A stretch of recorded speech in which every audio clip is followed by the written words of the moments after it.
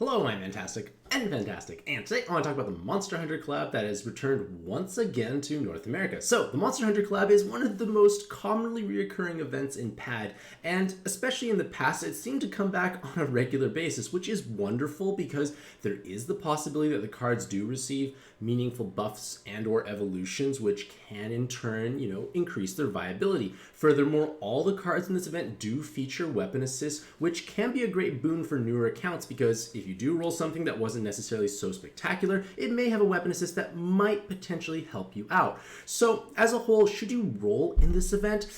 It's kind of difficult to say necessarily because it does cost 10 magic stones, and in all honesty, many of the cards, while being nice and potentially powerful, may not necessarily advance your level of progress to the amount that you're actually wanting to. Like I said, they do have weapon assists, which again, if you are newer, you probably don't have many, so that could in turn make your life a little bit happier. But at the same time, I feel like it is a bit expensive, and for the most part, one of the major appeals for this event, I feel, is the fact that some of the cards have grossly overtuned stats, which means that their attack level can be bonkerishly high. There are many incredibly high multiplier button active skills. So for button farming and those types of things, it may potentially be appetizing for players who are interested in that aspect, but for otherwise, it may not necessarily pan out. That being said, the rolling rates are pretty reasonable overall when you think about it.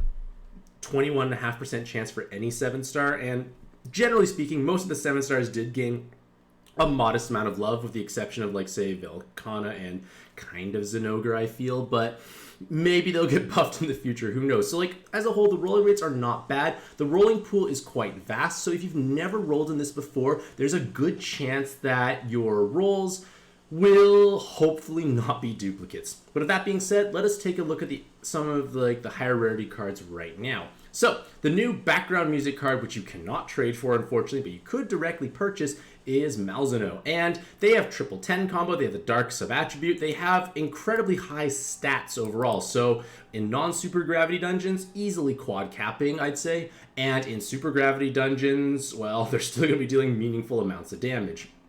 From their other awakenings, they have full jam resist. They can get more skill boost or another 7 combo, which turns their 125 times personal multiplier into 250 times. So outrageously high damage output there overall. And they don't need to transform, so skill boost may or may not be necessary. And one other thing I want to point out is that many of the cards feature 8 slots for latent awakening. So you can run the 6 space ones, say double damage cap, and then say 2 SDRs or whatever you might actually need to have.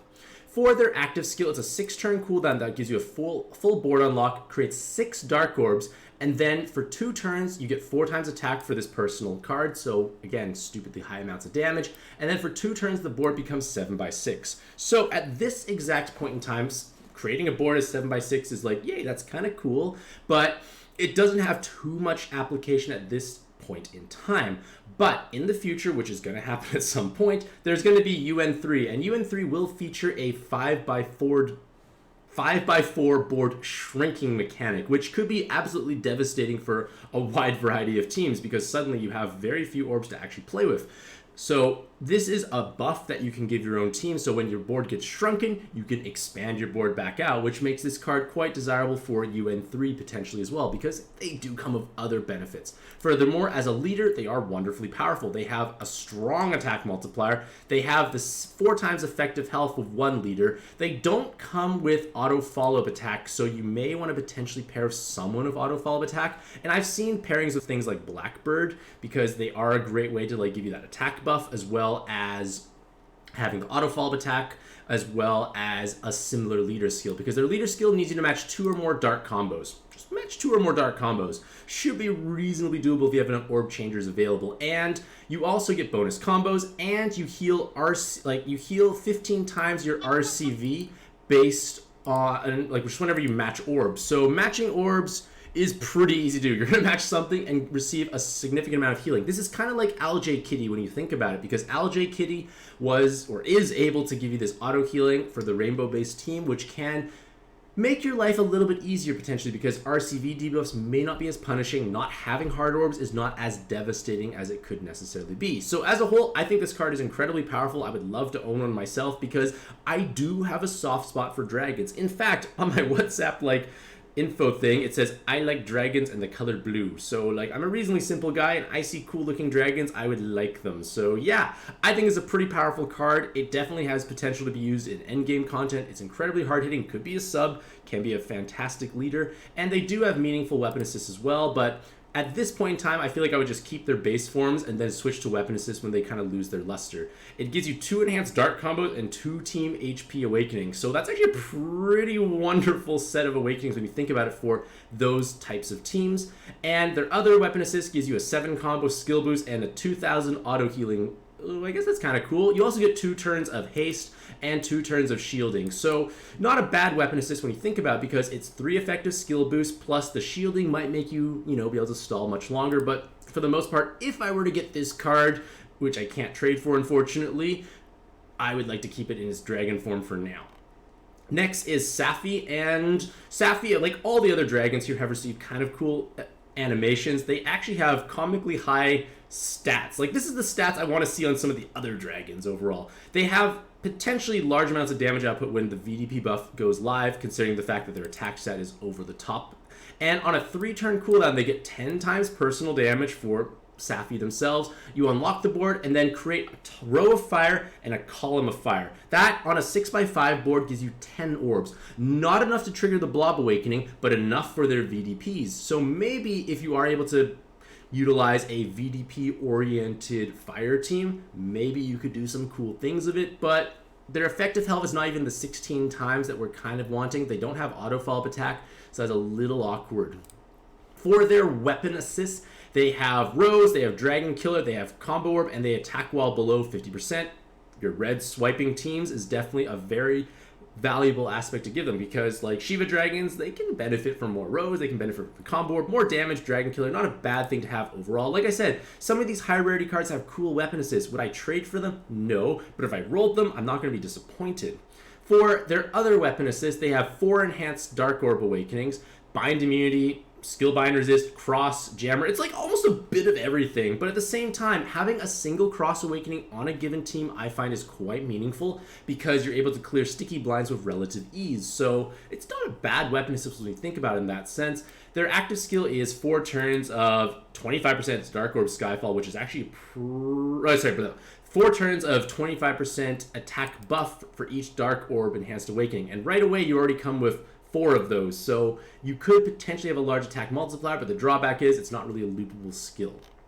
For Velkhana, like I kind of alluded before, I like blue dragons, and Velkhana is a blue dragon, and I did try to utilize them for Alt Shura 3. I paired them with Natsuro. It would work. I did flub my combo at the end on the boss, which was a little awkward, but if I hadn't, it would have been a reasonably pleasant clear, I feel, overall. And their stats are unfortunately not as overtuned. I was hoping Velkhana would get like these kind of stats, because like, why does like Safi get like monstrous numbers by comparison? I guess they have reasonable RCV, but it's okay. For their awakenings, they have 2 enhanced Heart Orb Awakenings, so with that RCV stat you can heal a significant amount. They have double 7 combo with a 10 combo, and that doesn't seem like much when you think about it. It's only 20 times personal damage with that VDP. They don't even have a sub-attribute, and I did actually give them a water sub-attribute for that Alt Shura 3 attempt, because why not tap into that extra damage? Because their active skill has been significantly improved. It's now a 9-turn cooldown and gives you a 9-turn buff for 3 times recovery, 3 times attack for water, and 3 times attack for this owning card. So if you think about it, Velkhana is really 3 times higher attack value than what you actually see. So it's actually a pretty large amount. So that's why the water sub-attribute was more meaningful. Now, the problem with this active skill, I feel overall, is it's a 9-turn cooldown. Yes, those buffs last for 9 turns, but the problem is there are going to be many encounters where they're going to overwrite your buffs, or your other active skills overwrite your buffs. For instance, when I use Natsuro's active, I just overwrote my attack buff, which is kind of awkward over there. So you have to be mindful of that aspect when you think about it, but it still is a powerful looping buff overall, and especially if those buffs are not getting cleared, or maybe if some of them can last for a modest number of turns, and the fact that Velkhana themselves would have the potential to quad cap if you give them a water sub-attribute weapon assist. So I feel like they definitely could be a strong sub on water teams if you need that like powerful looping buff, so to speak. And as a leader, like I mentioned, they can pair of Natsuro because they don't get bonus combos, they don't get auto follow attack, and they need to match 12 or more combos. So that's why I paired of Natsuro with the 7x6. They give auto follow attack, they give bonus combos, and the attack multiplier becomes incredibly high. Everyone was capping with relative ease of just a single water row, assuming I could match combos. So like, it does have the potential, I feel, to a certain extent, but it's not as magical as I was kind of hoping it would be. It would have been nice if they gained like bonus combos or auto follow attack or something along those lines. For their weapon assist is enhanced hard orb, 5 enhanced water orbs, which is pretty magical when you think about it, and that same looping attack buff and a cloud resist. Their other weapon assist brings forth bind immunity, combo orb, 4 enhanced water orbs, and a VDP as well. So if you're obviously a VDP oriented team, this could be a potentially meaningful thing, or maybe you like combo orbs as well. And this active skill technically makes a large number of water orbs as well. For Alatreon, I feel like their weapon assists are kind of the more interesting aspects for them. They still have 80% poison resist, they have a skill boost, and then they have 4 turns of movement time, 4 times attack buff for the owning card, light and jammer to fire, dark and poison to water. So on those fire water teams, maybe that active skill could be cool. The problem is their awakenings are all just VDP and killer oriented, which doesn't do good if you're not against that type of spawn. Their other weapon assist gives you 3 turns of damage absorption and attribute absorption cancellation. Those are always nice to have. A VDP awakening as well, and 4 enhanced fire orbs. I feel like this weapon was definitely much more interesting in the past, and today it's just okay. Amatsu has one of the largest attack stats in the game. He's quite a chunky boy overall. And they do have double 7 combo, they do have a 10 combo, but their attack stat is alright, but it's a reasonably low personal damage multiplier, so it's alright in that sense. But the biggest drawback I feel is maybe these awakenings are kind of awkward. Like, sure, that follow-up attack means they could utilize the cloud tape resist clearing, so maybe if you need that, like you get awoken bound, you want to clear it, maybe. Their active skill is a 4-turn cooldown that increases the combo count by 3, unlocks the board, changes darks and jammers to water, wood, poison to hearts. On a 4-turn cooldown, it's not short enough to loop in a feasible manner, I feel, overall, so that's a bit of a drawback. So I feel like it could be challenging to like squeeze him in on a given team, unless, you know, you need a monstrous HP stick. For one of their weapon assists, double team HP, double L, same active skill, nothing particularly exciting, I feel, overall. And their loot has been one of the most desirable weapon assists for a prolonged period of time. It's definitely lost a lot of its luster, but I still find myself utilizing it now and then. It gives the skill boost, it gives cloud resist, double team RCVs, and now with their buff, an extra second of movement time. It would have been nice if it was like bulk instead, which is obviously a little unfortunate, but it is what it is. Certain cards didn't get as much love as others. It's the same active skill of RCV, attack buff, and then 2 turns of haste. So it's never a bad weapon assist, I feel, overall. And if you have enough effective health to tank the largest reasonable hit, RCV tends to be the better choice to pursue afterwards. Diablos was once upon a time the cool 7x6 leader, but their effective health is comically low. They do have the potential to hit hard with this large attack stat. They have 10 combo, 7 combo, and they were one of the first cards I achieved like quad damage cap on long ago. So like, it was kind of cool when I think about it, but I feel like it's challenging to work Diablos into a given team nowadays because their active skill, it can be seen as a 12-turn cooldown when you think about it due to the skill charge. It gives you a full board enhance, deals 25% damage equal to the enemy's maximum HP, so the wording makes me think it's a true damage gravity, which can be nice if the thing is very chunky. And then 10 turns, so almost a looping attack buff for Dragon Devil types. Kind of the similar problem to Velkhana in the sense that if attack debuffs do come up on a regular basis, this is just going to get overwritten and take forever to charge back up. So I'm not quite sure where we could utilize them well. I feel like Orlando or Thanos is a better gravity solution, especially for MD4 where it's a 50% gravity. So I'm not sure where I could truly utilize Diablos that effectively. Their first weapon assist gives TPA, bind immunity, dark resist, 2 green and 2 dark enhanced orbs, and healer killer. Just a bit of everything overall. Not quite sure where I could utilize it though. And then their other weapon assist gives a full cloud resist, full jam resist, and a second of movement time, along with a full cleric active skill. So you can possibly put this weapon assist on top of your clerics, and then that might enable you to like have access to other useful aspects. But at the same time, I feel like I would probably just utilize the 10 draw weapon assist, which is cloud resist, skill boost, and haste. So it's a weapon assist that I feel like doesn't do too much, and for some reason I somehow have 4 Diabli, and I don't really utilize them anymore, so that's a little sad. Maybe they'll become trade fodder.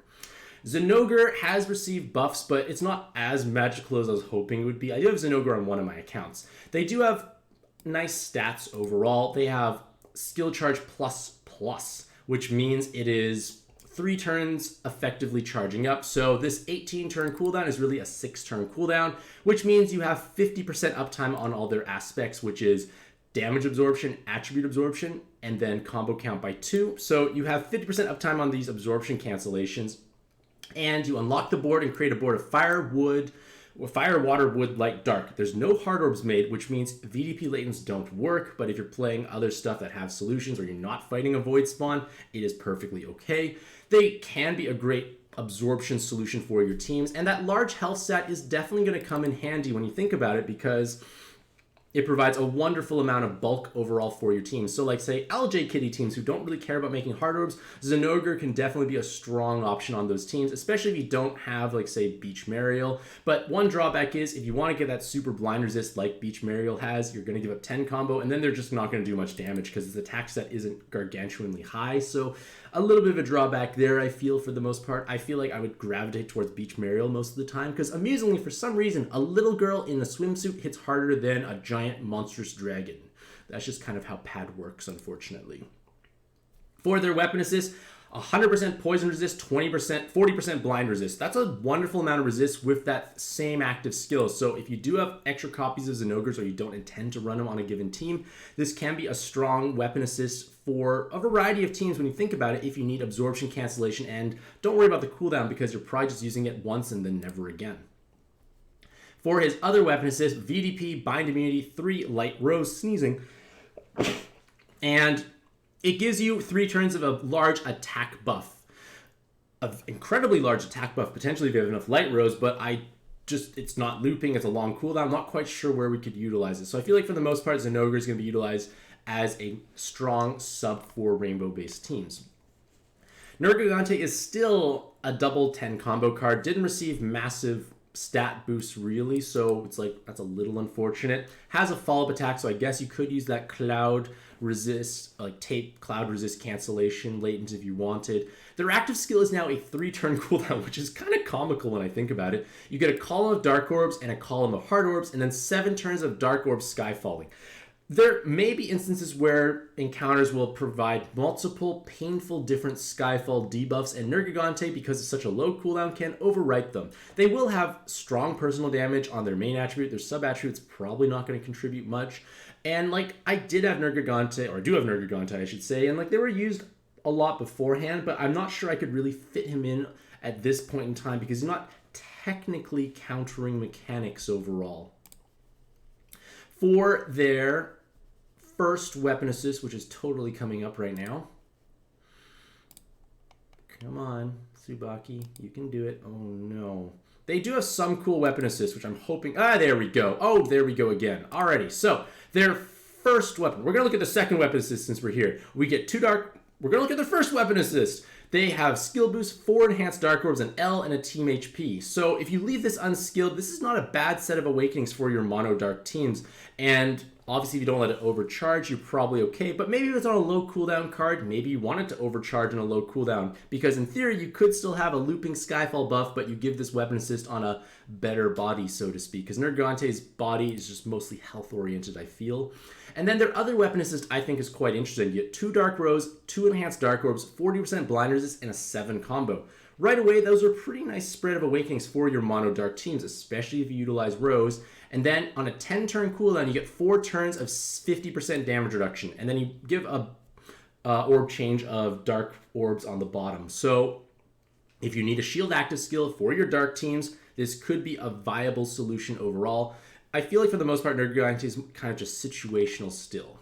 Fatalis, all Fatalis is for their comically high attack stat. With the attack plus Latents. He has the highest attack stat in my given monster box and possibly one of the highest in the game. I'm just going to take a look at my monster box. Fatalis sits at like almost 30,000 attack stat. It's truly bonkers when you think about it. And even with almost really hardly any personal damage multipliers, he still could do large amounts of damage with that 10 combo awakening when you think about it. But the main usage for Fatalis, I feel, is their ability to form a button base. With a 4-turn cooldown, they can inherit a high damage button like Rajang or Brachydios, which is further down the list, and you can be dealing stupendous amounts of damage. I was tinkering around with this, and I only have Brachydios with a Fatalis on one of my accounts, and I was having like a 42-ish million damage button. Truly absurd when you think about it. Like, button farming can be taken to incredible new heights with the Monster Hunter collab. So if that's something that's appealing to yourself, these cards can be meaningful. But for the most part, Fatalis' main benefit is that gargantuan attack stat. Their active skill, if you think about it, is still strong. On a 4-turn cooldown, you make 2 L's worth of Dark Orbs. You get orb movement time, attack buff for the owning card, and attack buff for all dark monsters. So it is pretty interesting in that sense, but like I said, it's mostly going to be for their large attack stat. And I feel like for the most part, they do have weapon assist, but I'm not going to give up one of the biggest attack stats possible. It is still a cool weapon with 100% poison, enhanced dark combos, jammer resists, and an L, but not quite as cool as a huge attack stat. And the other weapon assist is a 3 attribute awakening, which obviously can be great for your rainbow-based teams, but I feel like I would like to have the large attack stat instead. For Akantor, they have a large attack stat as well, and they can have large amounts of personal damage with 10-7-7, large attack stat. Their active skill gives you 1 turn of 75% damage reduction, 1 turn of attack buff for the card themselves, unlocks the board, and creates a board of only fire, wood, light, and dark. I feel like maybe you can make arguments that Akantor can function on possibly more emergent fire, dark, cross-oriented teams because he is the right colors. He does have a shield, which is never a bad thing. He does have good bulk. So maybe, hard to say. For their weapon assist, their original one has 100% blind resist with Team HP, Team RCV. This is actually just a strong weapon assist overall, and I would never be upset to have this available in my monster box because there are going to be times where you need blind resist, and this covers all the blind resist with some bulk and healing potential and a large shield if you need that. So there are going to be instances where you need a damage reduction aspect. This can provide that while giving you all of these wonderful resists. And then for their other weapon assists, they lost their negative awakening. So now it's Team HP, L, skill boost, bind immunity, 1 second orb movement time. Used to be cooler, I think, before. It's still respectably strong right now, but not as magical potentially, I feel. 2 turns of 75% damage reduction is nice, though. Again, long-lasting shields are never a bad thing to have. You can make the argument that it could be almost like effective skill boost at the beginning of the dungeon because you're most likely not going to die with that big of a shield. For Yama Tsukami, I feel like they're still best in their weapon assist form because this horn was instrumental in so many of my teams long ago. It probably won't be as magical as it used to be, but it's still 100% jammer resist, 20 blind, 20 poison, enhanced wood combos, and it gives a 4-turn delay on a 14-turn cooldown. Like, I utilized this so much in the past when, like, Shura 3 was pretty new, and we do have more delay options available, but it's still a strong, powerful delay option that you could potentially use. Their other weapon assist gives you, like, skill boost, physical killer, combo orbs, wood rose. Maybe you can make arguments that Nautilus teams might like it, but I feel like Zila hats are kind of doing that already. And now we come to the 6-star cards. So this is an orb skin card, so you could purchase them directly. And I can't pronounce this name, but they have triple 10 combo. They can have 6 skill boosts. It is a hard-hitting card overall, and their active skill is a 3-turn cooldown that gives you movement time buff, 2 times attack buff for the card, unlocks the board, and creates 4 water and heart orbs. So a pretty nice active skill overall to like supplement other orb changers. Can be low enough cooldown to inherit something over top of it. Has 8 latent slots.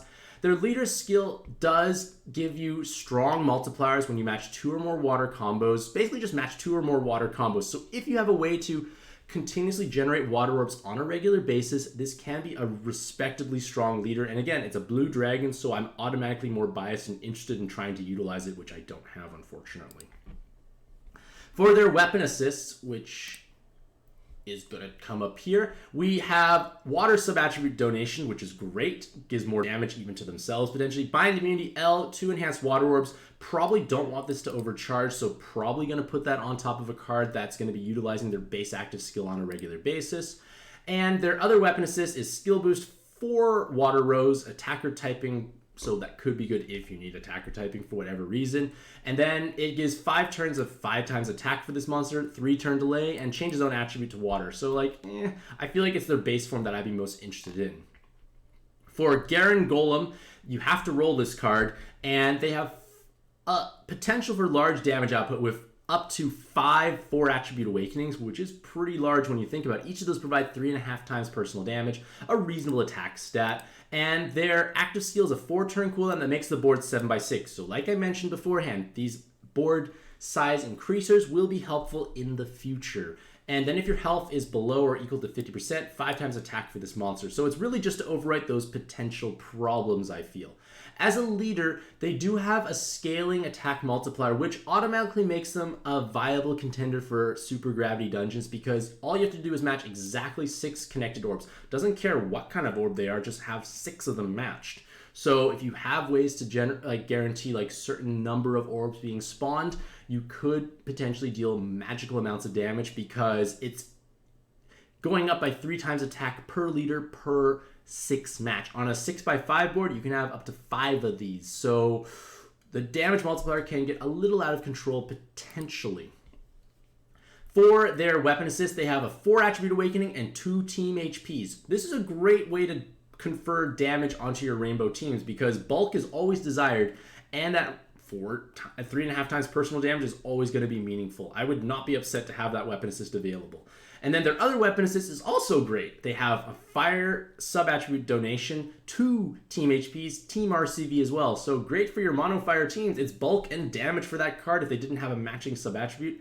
And then on a 10-turn cooldown, you get 1 turn of attribute and damage absorption cancellation, 1 turn of void damage void, and then 1 turn of 5 times attack for fire and water attribute cards. So if you do need only just a 1-turn attribute or absorption or void solution, this could be a wonderful option to have if you're fortunate enough to roll them. I can't pronounce this. I feel like they are just a bit underwhelming. Their weapon assist, I guess, gives a bunch of L's. There are just too many L's in their base form. Maybe if like a super L-based team came out, maybe. TPA, bind immunity, blind resist, skill boost. Not bad for, I guess, TPA-oriented teams, but nothing particularly exciting for myself. Rajang, you should be really just looking at this weapon assist because it gives you that skill boost, and it gives you a 5,000 times attack light damage to a single enemy. So remember Fatalis, who had that huge attack stat? If I had Rajang and put that on Fatalis, I had Brachydios, which is 1,500 times. This is 5,000 times. So that 42-odd million damage button is going to be well over 100 million damage. It's kind of crazy when you think about it. Like, you could button through, like, previous endgame bosses, which is kind of comical when I think about it. But yeah, giant button. You got to roll them, which is the drawback. Rathalos has potentially a large attack multiplier when you match 2+ fire combos and match a 5 orb 1 enhanced. So any orb could be 5 orb 1 enhanced, but it's probably going to be fire overall. So in theory, a large attack multiplier, large effective health, but no bonus combos, no auto follow-up attacks. So that's a little awkward overall.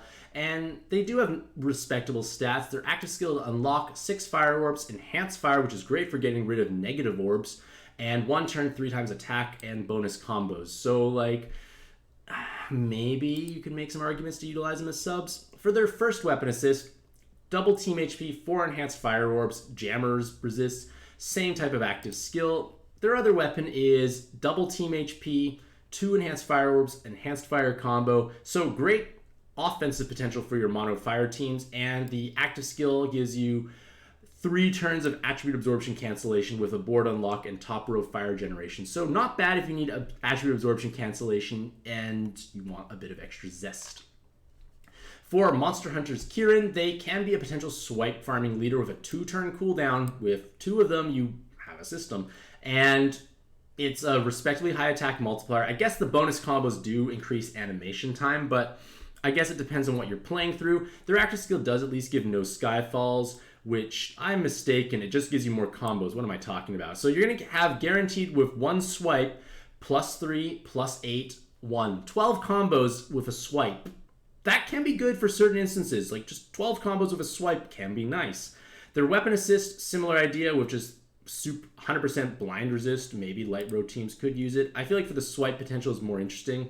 And again, Cloud, 4 enhanced light orbs VDP. It creates 9 light orbs. It's really, I feel like, just for the swipe farming potential of 8 +3 +1, 12 combos with a swipe. Kind of silly overall. Glavenus has potentially respectable damage output against machine type spawns because their attack stat is comically high. Again, this could be also utilized as a button base. Their active skill gives you, on a 4-turn cooldown, 2 turns of 3 times attack for dragon and attackers, 2 turns of 3 times attack for Glavenus themselves, and then change a column into fire orbs, and then full board enhance, which I guess is pretty cool overall. Their weapon assist gives a tape resist and a bunch of miscellaneous killers. Maybe they'll be useful one day. There will be instances where I feel like those killers might come in handy. My Glavenus was in that form. Their other weapon assist gives now a cross awakening, if I'm not mistaken. That was different. So again, 1 cross is always nice to have. It does give some bulk, some skill bind resist, and it's just a 3-turn delay, so maybe that's helpful. It gives you orb movement time and RCV and attack, so it's a universal buffer with a delay. There are instances in dungeons like, say, MD1, Shura 3, where the second floor hits you with a myriad of various debuffs, and you can delay them and overwrite them. It could be meaningful.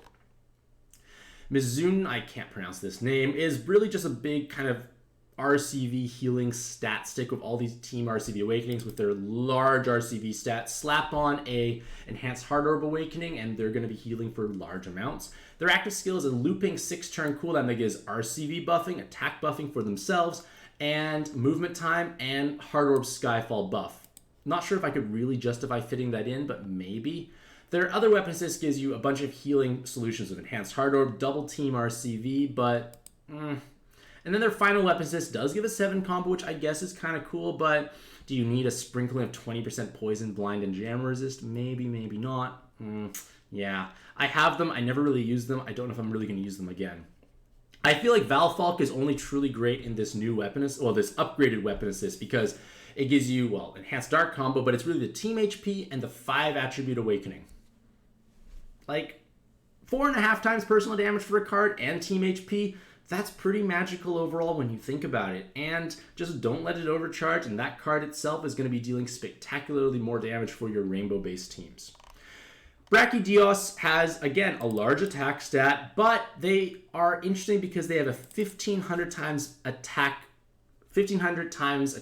button. So a large button damage output with a large attack stat. You can slap on various awakenings through weapon assist to increase that attack stat, especially in co-op with co-op boost. Or if you feel like you have better button bases like Fatalis, for instance, and you don't play co-op, their original weapon assist gives you 400 attack bonus and that same 1,500 times button damage. Big buttons. That's kind of one of the big themes for the Monster Hunter collab, for Brachydios especially. Legiana could arguably be a respectable cleric for your rainbow teams. 2 4 attributes with a 7 combo, with bulk being added and a large attack stat. Not bad amounts of personal damage, but the main problem is their cooldown's a little long. It's an 8-turn cooldown, and it is a full cleric active skill, and it does give you a board refresh, which might give you a Skyfall, which might make it like a 7-turn cooldown, but that's still on the longer side. So I feel like if you were wanting to run them on your team, you may need to supplement with some other card that gives unmatchable or awoken skill bind. They don't have to have both, but one of those aspects to supplement their cleric potential, because it's not quite enough, I feel, on an 8-turn cooldown. Their Shatter Christ weapon is a bunch of water rose and 100% jammer resist, which is obviously kind of cool if you're a water-based team. And then their other weapon assist, which I've seen modestly often, is a skill boost, bind immunity, 2 enhanced water orbs, and now a TPA. This weapon assist was slapped on, I saw many Royal Oaks in the past, and the TPA just makes me kind of scratch my head wondering what happened. Seregios is a potential looping shield active skill card, and they have 4 TPAs, potentially double 10 combo, and 2 machine killers. So against machine type spawns and on your TPA teams, they're going to be dealing respectable amounts of personal damage. Drawback is there's no sub-attribute whatsoever, so you can't like tap into the quad capping potential that they might have, especially on Daytona teams. But it's their active skill that gives you a 9-turn cooldown with 35% damage reduction for 9 turns. And then 9 turns of +1 combo. That means, in theory, with your Daytona team, if you match 1 combo with this active skill available, you're making 10 combos total. A little silly. It's technically a little bit of a damage buff with the bonus combos, but it's a looping shield active skill that should get you excited. And they are an orb skin, so you could purchase them. Their weapon assist that gives you the looping shield active gives you tape resist, enhanced light combos, 4,000 auto healing, and a movement time buff. Comparing this to the other looping shield active skills, like say Gung-Ho Lakshmi, I feel like this is underwhelming by comparison, or Halloween Chakil, which is probably just going to be run as a sub anyways. Not quite as great, I feel. So like, I would not buy this orb skin, I feel. It's just not enough value. Their other weapon assist is 2 TPAs, and it makes 6 light orbs and just light attack buff and reduces enemies' defense. Like, it's okay. For an orb skin card, I feel like it should be doing a bit more. I feel like this weapon assist, if it had a bit more going on, maybe I'd be more interested. Gore Magala can function as a strong cleric, and that huge attack stat means they're a cleric that does big damage. And they have that full cleric active skill on a 5-turn cooldown, which is nice. They have the ability to change hazards into dark orbs. So it's a nice active skill overall on a low cooldown. With 10 combo, double 7, and a VDP and a cloud resist, they can be a great cleric on a wide variety of teams. If you give them a sub-attribute, they can deal meaningful amounts of damage on that sub-attribute just because this is such a large attack set. You could take away the 1 in the front, and this is still a great attack stat, and it's just so high overall. But if this form is not appealing to you, their weapon assist might have some interest. I remember using this weapon assist a modest amount because it was a nice full cleric, but I feel like we have better options now. It does give you, I guess, large amounts of passive damage, but I feel like it's their other weapon assist that might be a bit more interesting with triple team RCV and a 7 combo. Those are nice because, like I said, if you have enough health to tank the largest reasonable hit in the dungeon, you want to stack RCV to be able to heal back up. This will do that for you. A 7 combo doubles that card's damage, and the active skill is actually helpful. You have 2 turns of damage and attribute absorption cancellation, and then you change the whole board to dark, heal, and poison. Match away the poison, but it's a 2-turn absorption overcome active skill, and this is something you're probably going to want to have on a regular basis, or at least once in a dungeon, and it's on a low cooldown of 11 turns, so it's a pretty nice weapon assist overall, I feel. So Gore Magala, I feel like, does have 2 nice forms. And then we come to the 2 new 5-star cards. And I'm not going to look at the other 5-star cards because they're mostly just weapon assists. So it's just, if you roll them, look at the weapon assists, might be helpful. But for Goss Harag, comical number of 7 combos. And their active skill changes the second row from the top to water and enhances water orbs, which I guess is kind of cool. Their weapon assist gives you physical killer, 2 water rows, balance, and attacker killer. Maybe that might be helpful, especially when the attacker killer buff comes through where they're 5 times damage instead of what they currently are. And then their other weapon assist is just great for water blob row teams. Double team HP, 2 rows, combo orb. That's a wonderful spread of awakenings when you think about it for those like your blob water based teams like bulk damage combos. It's a great weapon assist in that sense. You may even possibly like the active skill because it's 2 turns of void damage void, or maybe you don't. Just put it on top of a card who's going to be utilizing their base active skill on a regular basis. And then for the last 5-star card, it's Pukei-Pukei. Lots of 7 combos once again. Maybe for like low rarity challenge, these cards could be cool because they would technically do large amounts of damage. Their 2 cooldown active skill gives you 6 poison and 6 wood orbs over non-hearts. Kind of weird. Not a huge fan of poison, but I guess they give you some once in a while. 2 poison boost awakenings, which does give the owning card more damage when you match poison orbs, but poison orbs, yeah, not my thing. Their other weapon assist is double team HP and enhanced dark and enhanced wood combo awakenings. It poisons the enemies, gives you 2 turns of damage absorption cancellation, and unlocks the board to wood, dark, heal, and poison orbs. So for the most part, I feel like many of the Monster Hunter cards are nice to have, but not necessarily needed to chase or pursue. I do feel that if you have never rolled in this event before, you can get some value. Because like I said, these cards are nice to have. Like, I wouldn't be upset to have, like one copy of most of the, like, say, bottom rarity stuff. But, like, when you start getting multiple copies, like myself, who's rolled in this event many times in the past, the justification for rolling does definitely go down. But if that being said, let me know what you, ladies and gentlemen, think about the Monster Hunter collab in the comments section down below. Do you think it's actually worth rolling in, or are you just gonna pass, or maybe just dabble a little bit? Either way, hopefully all you lovely ladies and gentlemen have a truly fantastic day. I wish you all the best luck in your own pad adventures, and happy puzzling.